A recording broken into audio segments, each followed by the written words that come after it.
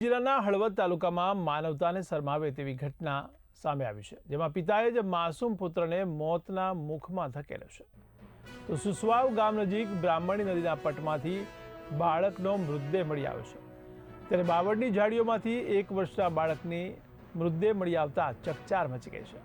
તો પોલીસ તપાસમાં પિતાનું જ આ કૃત્ય હોવાનો ખુલાસો થયો છે.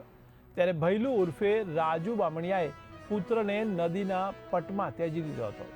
ત્યારે આ બાળક ત્રીજી પત્નીનું સંતાન હોવાને કારણે જવાબદારીથી બચવા આ પગલું ભર્યું હોવાનું સામે આવ્યું છે. જોકે હળવદ પોલીસે ગુનો નોંધી આરોપીને પકડવા તજવીજ હાથ ધરી છે. ત્યારે આ ઘટનાએ સમગ્ર પંથકમાં રોષ અને આક્રોશ ફેલાવ્યો છે.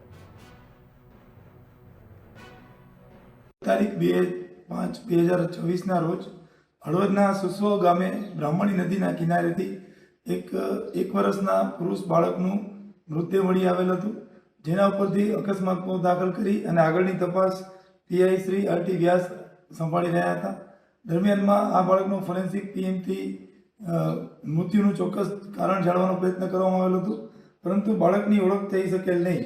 દરમિયાનમાં અંગત બાતમીદારથી જાણ થયેલ કે બાળકના પિતા ભૈલું તેરસિંહ બામણિયા, જે રહેવાસી ધાનપુર દાહોદવાળા હોવાના માહિતી મળેલ, અને જે રાયસનપુર ગામની સીમમાં વાસુદેવભાઈની વાડીએ કામ કરતા હોવાની ખાનગી માહિતી મળેલ.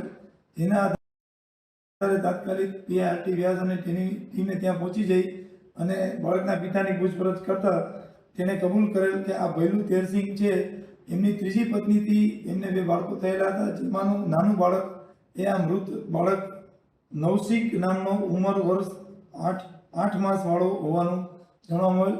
અને આ બાળક સાથે તે પોતાની પ્રેમિકા સહિત અહીં આવી ગયેલ અને અહીંયા રહેતો હતો. દરમિયાનમાં નાના બાળકે ખાવા પીવાનું છોડી દેતા પોતે એને મામાના ઘરે મૂકવા જાય છે એમ કરી અને ઘેરથી લઈ નીકળી અને ત્યાં નદી કિનારે ત્યજી દઈ અને પોતે ત્યાંથી નીકળી ગયેલ હતો, જેના કારણે બાળક છે તેનું વિખા પેટે મૃત્યુ થયેલ હતું.